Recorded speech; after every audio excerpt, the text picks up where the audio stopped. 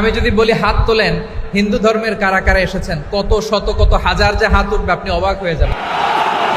আমরা যে সুখে আছি, শান্তিতে আছে, এটা অনেকের ভালো লাগে না, ঠিক কিনা বলেন?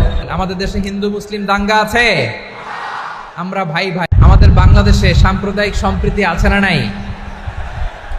আবহমান কাল থেকে আমরা মুসলিম, হিন্দু, বৌদ্ধ, খ্রিস্টান, পাহাড়ি, নৃগোষ্ঠী মিলেমিশে একাকার, আমরা সবাই মিলে বাংলাদেশ। আওয়াজ করে বলেন ঠিক কিনা? আমাদের পারস্পরিক সম্প্রীতি, ভালোবাসা, সৌহার্দ্যপূর্ণ আচরণ, বোঝাপড়া, এটা বেশ মজবুত, বেশ মজবুত। তবে মাঝে মাঝে আমাদের এই সম্প্রীতির ভেতরে অনেকে ফাটল ধরাতে চায়। আমরা যে সুখে আছি, শান্তিতে আছে, এটা অনেকের ভালো লাগে না, ঠিক কিনা বলেন? আমাদের মধ্যে সাম্প্রদায়িক সম্প্রীতি, সৌহার্দ্যপূর্ণ আচরণ, ভালোবাসা, এটা আবহমান কাল ধরে আছে। তার প্রমাণ, আমরা তাফসিরুল মাহফিলের আয়োজন করলে আমাদের হিন্দু ভাইরা ডিস্টার্ব করে না, ঠিক কিনা? এবং আমি যদি বলি হাত তোলেন, হিন্দু ধর্মের কারা কারা এসেছেন, কত শত কত হাজার যে হাত উঠবে, আপনি অবাক হয়ে যাবেন। আমি চাচ্ছি না হাত উঠাতে। খুলনাতে সর্বশেষ যে আমি প্রোগ্রাম করে গেলাম, সেখানে কয়েকশো হিন্দু ভাই আসছে আমাদের আলোচনা শুনতে, আলহামদুলিল্লাহ। অনেক বৌদ্ধরা আসে, অনেক খ্রিস্টানরা আসে। এবার সফরেও অনেক হিন্দু ভাইরা আমার সাথে দেখা করেছে। তারা বলেছে, হুজুর, আমরা আপনার আলোচনা শুনি, আলহামদুলিল্লাহ বলেন। So it's our responsibility to present our religion to our non-Muslim brothers and sisters. আমাদের অমুসলিম ভাই বোনদের কাছে ইসলামের সৌন্দর্য তুলে ধরা, এটা আমাদের দায়িত্ব। We all are the ambassador of Islam. আমরা প্রত্যেকে দায়িত্বশীল, আমরা প্রত্যেকে এক একজন ইসলামের অ্যাম্বাসেডর, আলহামদুলিল্লাহ বলেন। এজন্য এমন ভাবে দ্য বিউটি অফ ইসলাম, ইসলামের সৌন্দর্য আমাদেরকে ফুটিয়ে তুলতে হবে, যাতে করে নন মুসলিমরা শাহাদা পড়ে, কালিমা পড়ে মুসলমান হয়ে যায়। অনেক নন মুসলিম ভাই বোন আমাদের হাতে শাহাদা পড়ে, কালিমা পড়ে মুসলমান হয়েছে, অনেক। সো আমরা যেন ইসলামের বিউটিটাকে তুলে ধরতে পারি, এবং এই যে সম্প্রীতি, এটাকে যেন আমরা অটুট রাখতে পারি। আদতে আদতে বাংলাদেশের ইতিহাস বলে আমাদের দেশে কোনো দাঙ্গা নাই, আছে? লালমনিরহাটের ভাইয়ের আওয়াজ করে বলেন, আমাদের দেশে হিন্দু মুসলিম দাঙ্গা আছে? আমরা ভাই ভাই, আওয়াজ করে বলুন তো, আমরা কি ভাই ভাই? কিন্তু কিছু দুষ্ট লোক আছে, তারা আমাদের সম্পর্কের মধ্যে ফাটল ধরাতে চায়, ঠিক কিনা বলেন? মাঝে মাঝে ঝগড়া লাগাতে চায়। দেখবেন পত্রপত্রিকায় দেখা যায় বিভিন্ন ধর্মীয় উপাসনালয়গুলোতে হামলা চালানো হয়। এগুলো রাজনৈতিক উদ্দেশ্য প্রণোদিত, এগুলোর সাথে ইসলামের কোনো সম্পর্ক নাই। এজন্য এই দুর্বৃত্তদের ব্যাপারে আমাদের সাবধান থাকতে হবে। আমরা সবসময় যেমনি ঐক্যবদ্ধ, ইউনাইটেড, আমরা যদি এরকম ইউনাইটেড থাকি, এই সমস্ত দুর্বৃত্তদের কালো হাত ভেঙে দিতে আমাদের 1 ঘন্টাও লাগবে না। চিল্লায় বলো ঠিক কিনা? আমরা সংঘবদ্ধ থাকবো। এই যে আমাদের পিসফুল কোএক্সিস্টেন্স, শান্তিপূর্ণ সহাবস্থান। হিন্দুরা পূজা করে, যেদিন হিন্দুদের পূজা অনুষ্ঠান, আমরা ওই দিন তাফসির মাহফিল করি না, ঠিক কিনা বলেন? যেদিন আমাদের তাফসিরুল কোরআনের প্রোগ্রাম, ওই দিন আমাদের হিন্দু ভাইরা ডিস্টার্ব করে না, সুবহানাল্লাহ। হিন্দুদের পূজা অনুষ্ঠানে মাদ্রাসার ছাত্র যে পাহারা দেয়, গোটা বিশ্বে এরকম দৃষ্টান্ত, নজির বিরল, ঠিক কিনা বলেন? আইন শৃঙ্খলা বাহিনীর পাশাপাশি মাদ্রাসার ছাত্ররা যে সেখানে পাহারা দেয়, গোটা পৃথিবীতে এই দৃষ্টান্ত আপনি পাবেন। মাদ্রাসার ছাত্ররা, তারা তো কোরআনের ধারক, তারা হাদিসের ধারক, তারা কেন মন্দির পাহারা দিবে? এই সম্প্রীতিকে ধরে রাখার জন্য, এই সৌহার্দ্যকে ধরে রাখার জন্য, আমাদের পারস্পরিক ভালোবাসাকে অটুট রাখার জন্য। আওয়াজ করে বলতে হবে ঠিক কিনা? এখন বলেন, আমাদের এই ভালোবাসা অটুট থাক, আমরা চাই কি চাই না? আমরা হিন্দু মুসলিম মিলেমিশে শান্তিপূর্ণ সহাবস্থান, সাম্প্রদায়িক সম্প্রীতি। লালমনিরহাটের ভাইয়ের আওয়াজ করে বলুন, এই সাম্প্রদায়িক সম্প্রীতি আমরা চাই কি চাই না? আল্লাহ এই দেশকে তুমি বরকতময় করো, বাংলাদেশকে তুমি শান্তিময় করো। আওয়াজ করে সবাই বলেন আমিন। আল্লাহ রাব্বুল ইজ্জা ওয়াল জালাল তিনি ইরশাদ করছেন, ওয়ালা তাসুব্বুল্লাযীনা يدعون من دون الله فيسبوا الله عدوا بغير علم কাযালিকা যায়্যান্না লিকুল্লি উম্মাতিন আমালাহুম সুম্মা ইলা রাব্বিহিম মারজিউহুম ফায়ুনাব্বিউহুম বিমা কানু ইয়ামালুন। রব্বুল আলামিন বলেন, গোলাম ও আমার ইমানদার বান্দারা, শোনো শোনো, ও আমার বিশ্বাসী বান্দারা, শোনো শোনো, লা তাসুবুল্লাযীনা ইয়াদউনা মিন দুনিল্লাহ ফায়াসুবুল্লাহা আদওয়াম বিগাইরি ইলম। ও আমার বিশ্বাসী বান্দারা, যারা আল্লাহকে ব্যতি রেখে, আল্লাহকে বাদ দিয়ে অন্য উপাস্যকে ডাকে, দেব দেবীর পূজা করে, দেবতাদের পূজা করে, তোমরা খবরদার তাদের গালি দিও না। আওয়াজ করে বলেন, কি দিও না? আল্লাহ বলেন, ও বিশ্বাসীরা শোনো, যারা আল্লাহকে বেছে রেখে দেব দেবীর পূজা করে, অন্য উপাস্যের পূজা করে, তাদেরকে ডাকে, ওই দেবতাদেরকে তোমরা গালি দিও না। যদি ওই দেবতাদেরকে গালি দাও, তাহলে ভুলবশত, শত্রুতাবশত তারা তোমাদের রব আল্লাহকে গালি দেবে, ঠিক কিনা? তোমরা যদি তাদের দেবতাদের গালি দাও, ওরা রেগে তোমার আল্লাহরে গালি দিবে, তাহলে আল্লাহরে গালি খাওয়ানোর কারণ হয়ে গেলাম আমি, ঠিক কিনা বলেন?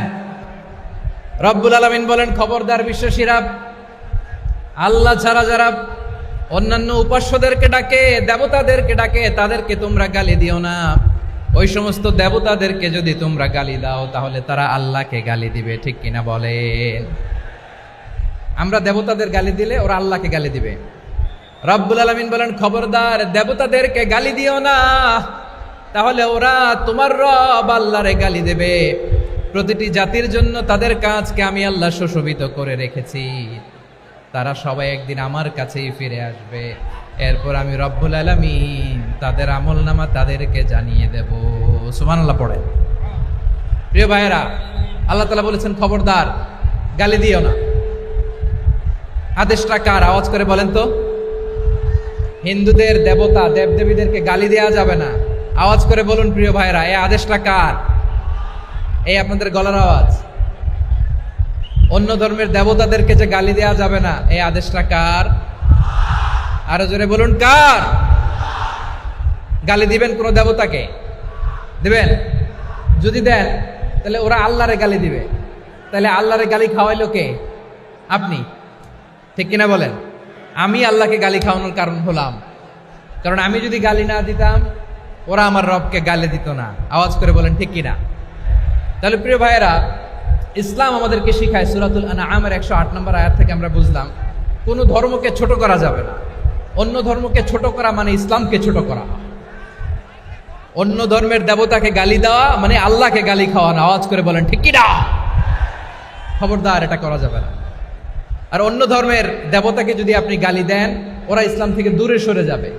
যাও ইসলামের প্রতি আকৃষ্ট হয়েছিল, আর কোনোদিন ইসলামের ধারে কাছে আসবে না। আওয়াজ করে বলেন, ঠিক কিনা? এজন্য কখনো কোনোদিন অন্য ধর্মের দেবতাদেরকে গালি দেওয়া যাবে না। অন্য ধর্মের কোনো দেবতাদেরকে আমরা গালি দিব না, গালি দিব না, বরং ইসলামের beauty, the beauty of Islam, ইসলামের সৌন্দর্যকে আমরা তুলে ধরবো। আমরা যদি বিশ্বনবী সাল্লাল্লাহু আলাইহি ওয়াসাল্লামের জীবনের দিকে তাকাই, তাহলে আমি দেখব বিষ্ণু ইসলাম মক্কাতে কিংবা মদিনাতে অন্য ধর্মের লোকদের সাথে খুব পিসফুলি লাইফ লিড করেছেন। হোক মুশরিক, হোক খ্রিস্টান, হোক ইহুদি, বিশ্বনবী সবার সাথে মিলেমিশে ছিলেন। আলহামদুলিল্লাহ বলেন। ইসলাম হচ্ছে পিসফুল রিলিজিয়ান। অন্য ধর্মের প্রতি সহনশীলতার সবক ইসলাম আমাদেরকে দেয়। কিন্তু প্রতিটি মুসলিমের এটা মনে রাখতে হবে, আল্লাহর কাছে পছন্দনীয়, গ্রহণযোগ্য ধর্ম, জীবনাদর্শ একটি, সেটা হচ্ছে ইসলাম। আওয়াজ করে বলেন, সেটা কি? এজন্য রব্বুল আলামিন বলেন, ইন্নাদ-দীনা ইনদাল্লাহিল ইসলাম, আল্লাহর কাছে মনোনীত, গ্রহণযোগ্য, অ্যাকসেপ্টেড ধর্ম মতাদর্শ একটা, সেটা হলো ইসলাম। ইসলাম ছাড়া অন্য কোনো ধর্ম যদি কেউ তালাশ করে, তার ওই ধর্ম আল্লাহ গ্রহণ করবে না। ومن يبتغي غير الإسلام دينا فلن يقبل منه وهو في الآخرة من الخاسرين।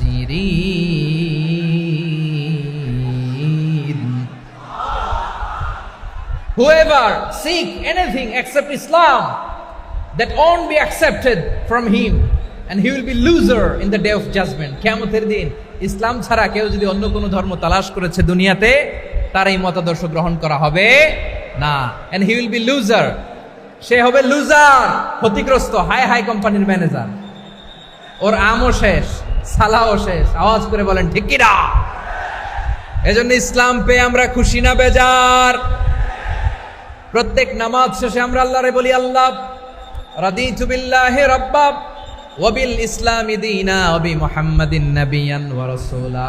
ও আল্লাহ, তোমারে রব হিসেবে পেয়ে আমরা খুশি। ও আল্লাহ, ইসলামকে ধর্ম হিসেবে পেয়ে আমরা খুশি। বিশ্বনবীকে আমাদের রাসূল পেয়ে আমরা খুশি। ঠিক কিনা বলেন?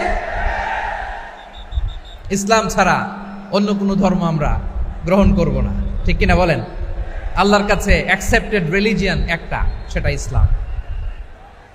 তো বিশ্বনবী সাল্লাল্লাহু আলাইহি ওয়াসাল্লাম মক্কাতে কিংবা মদিনাতে খুব পিসফুলি এক্সিস্ট করেছেন, যে কোনো ধর্মের সাথে মিলেমিশে চলেছেন। তার প্রমাণ আমরা যদি রাসূল সাল্লাল্লাহু আলাইহি ওয়াসাল্লামের বায়োগ্রাফির দিকে তাকাই, তাহলে দেখব তিনি মুশরিকদের সাথে পিস ট্রিটি করেছেন, শান্তি চুক্তি, পিস ট্রিটি, পিস এগ্রিমেন্ট। আপনারা হুদাইবিয়ার সন্ধির নাম শুনেছেন? আমার লালমনিরহাটের কলিজার টুকরা ভাইয়েরা, হুদাইবিয়ার সন্ধির নাম আপনারা শোনেন নাই? 6ষ্ঠ হিজরিতে বিষ্ণু ঈসা ইসলাম মুশরিকদের সাথে এই ট্রিটি করেছেন, চুক্তি।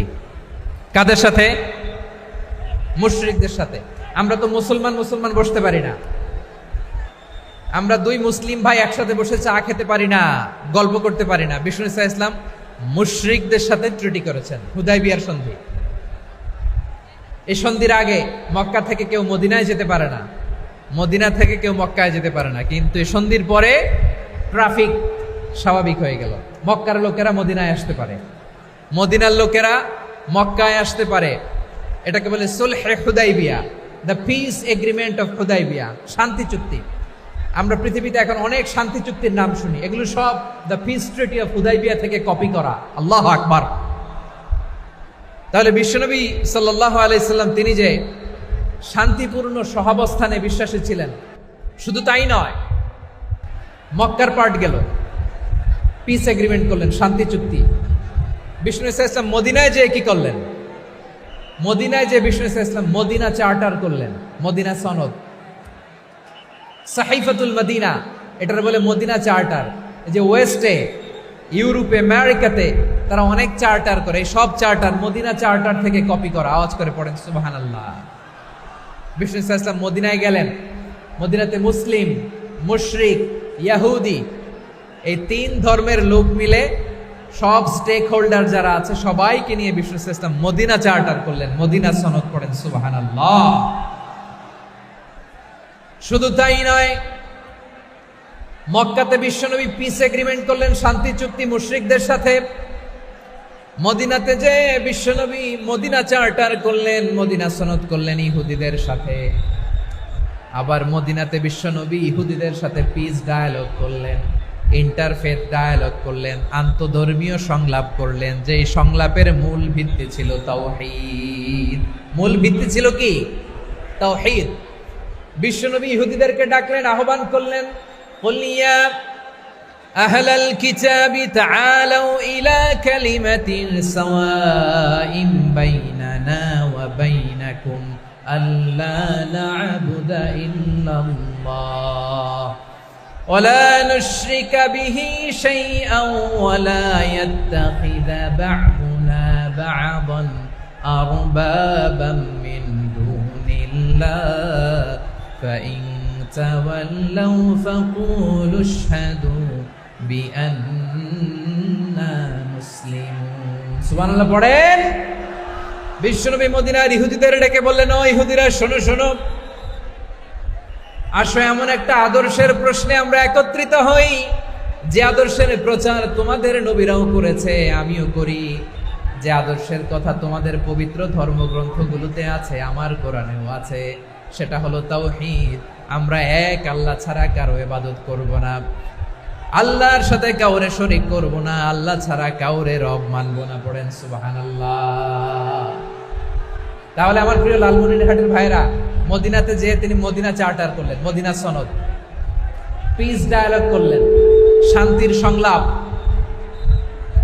ইন্টারফেথ ডায়ালগ করলেন, আন্তধর্মীয় সংলাপ যার ভিত্তি ছিল তাওহীদ। সুবহানাল্লাহ পড়ো।